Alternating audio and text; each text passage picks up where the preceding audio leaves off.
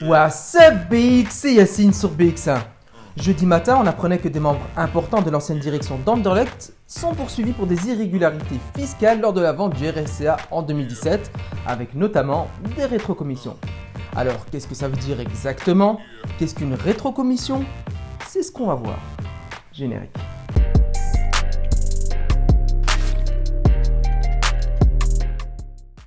Roger van den Stock, président entre 1996 et 2018, Herman van Olsbeek, manager entre 2003 et 2018, et Joe van Biesbroek, CEO jusqu'en 2020, tous les trois faisaient partie de la direction du Sporting d'Anderlecht.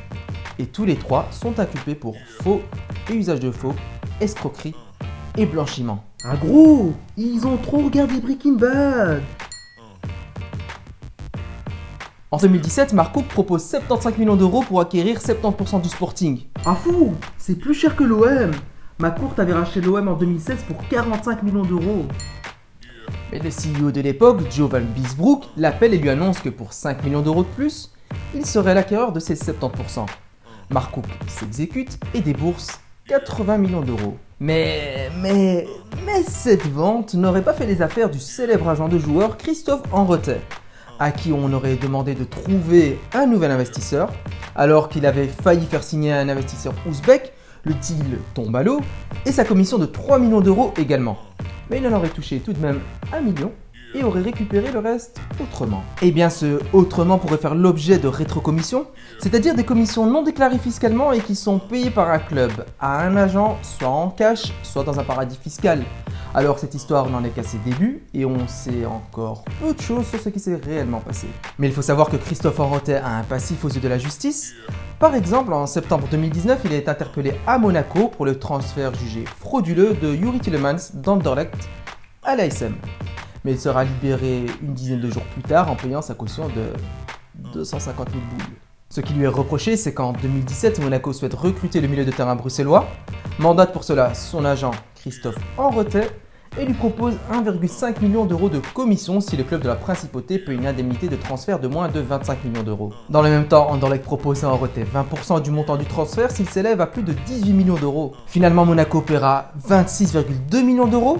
Henretet empochera 1,5 million d'euros de la part du club de Ligue 1 qu'il encaissera via une société basée au Luxembourg. Et il percevra aussi 6,2 millions d'euros de la part d'Anderlecht, soit 23% du montant total du transfert via une société néerlandaise. On sait que 750 000 euros ont été directement dans les poches de l'agent, pour le reste, seul Dieu sait.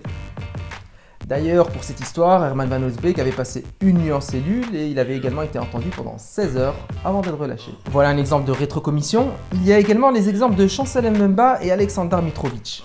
Ces deux transferts officiellement pouvaient rapporter plus de 30 millions d'euros à Anderlecht, mais avec des pourcentages à la revente à céder aux anciens clubs des joueurs et surtout des commissions jugées suspectes par le parquet fédéral et un juge d'instruction bruxellois, les Mauves ne perçoivent que 17,1 millions d'euros.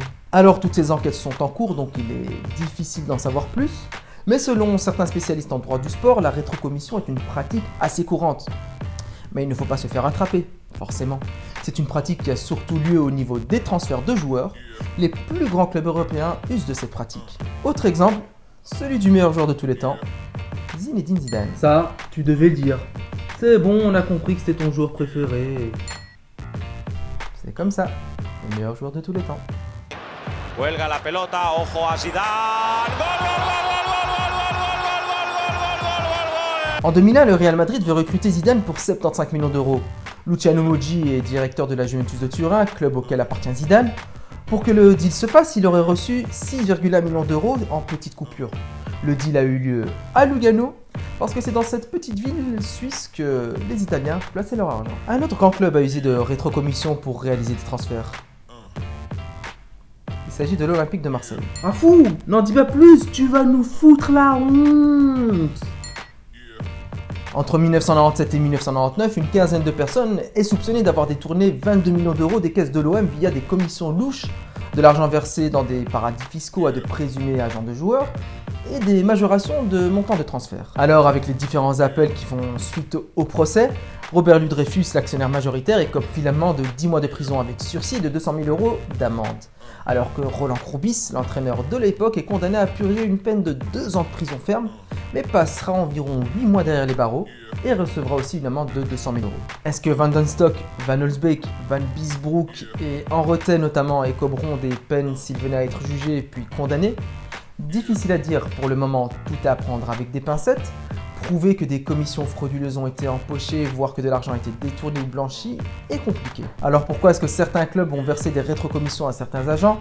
La première raison est pour échapper au fisc, forcément. Et la deuxième est qu'il y a une telle concurrence entre les clubs dans le marché des transferts qu'un club va payer un agent ou alors des intermédiaires assez louches pour pouvoir faire avancer un transfert et que ce transfert soit en sa propre faveur. Pour éviter les abus des agents de joueurs, la FIFA souhaite mettre en place une réforme qui consiste à plafonner les commissions à 6% du montant total du salaire du joueur ou à 10% de l'indemnité de transfert. Une réforme que l'instance du football aimerait concrétiser pour l'été 2022. Alors réguler la profession, est-ce bien la solution? D'autres proposent de supprimer les transferts. Qu'est-ce que vous en pensez? Y a-t-il une bonne solution? Dites-le nous dans les commentaires. Quant à moi, je vous dis à la semaine prochaine. Ciao les amis.